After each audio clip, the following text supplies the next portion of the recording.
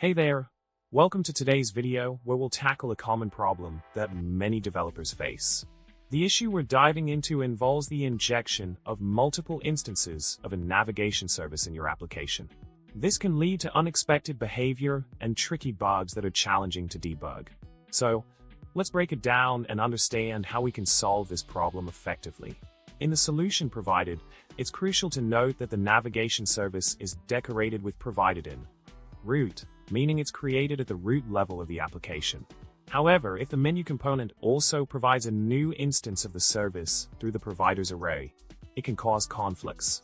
Components will inject the first instance of the service up the tree, leading to instances being mismatched. To resolve this, ensuring the service is only provided at the root level by removing it from the menu component's provider's array is the way to go. In summary, we've covered the problem of injecting multiple instances of a service in your application and the solution to ensure consistency and avoid unexpected behavior. Remember, keeping your service provided at the root level is key to maintaining the desired functionality across your components. Thank you for watching, and if you found this video helpful, don't forget to subscribe, like, and comment below with your thoughts.